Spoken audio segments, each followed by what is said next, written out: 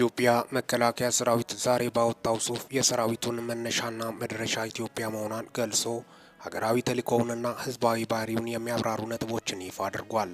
ጽሑፉ ሰራዊቱ የአገሪቱን ሰላም ሉዓላዊነትና ብሔራዊ ጥቅም ለማስከበር እየሰራ መሆኑን ጠቅሶ ህዝቡ ድጋፉን እንዲያደርግ ጥሪ አቅርበዋል። በጽሑፉ መሰረት የሰራዊቱ ዋነኛ ተግባራት ኢትዮጵያን ከጠላት መጠበቅ፣ ለሰላሟ መስራት፣ ለእድገቷ መታተር፣ ለክብሯና ለነጻነቷ መታገል እንዲሁም የህዝቦቿን አንድነት ማስጠበቅ ናቸው። ሰራዊቱ በአገር ላይ የሚነሱ የጥፋት ኃይሎችን በብቃት እየመከተና ትንኮሳዎችን እያመከነ እንደሚገኝም ተገልጿል። ጽሑፉ የሰራዊቱን ባህሪ ሲገልጽ ህዝባዊነቱን የሚያስቀድም በህዝቦች ልቦና የታተመና በሚሰራባቸው ቀጠናዎች ሁሉ የህዝብ ድጋፍ ያልተለየው እንደሆነ አስቀምጧል። በተለይም በተሳሳተ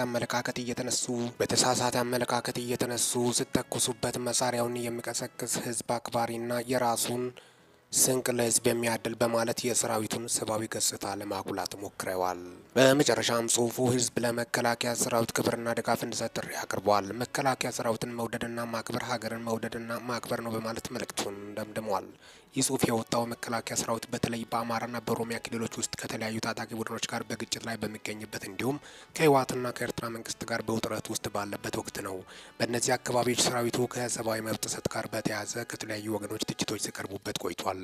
በመሆኑም ሰራዊቱ በመግለጫው ላይ ያተኮረው ህዝብ አክባሪነትንና ፍቅርን ነው። ሚኪ ታቦርን ሰብስክራይብ በማድረግ ወቅታዊና አጭር መረጃ አግኙ። ሰላም ቆዩልኝ።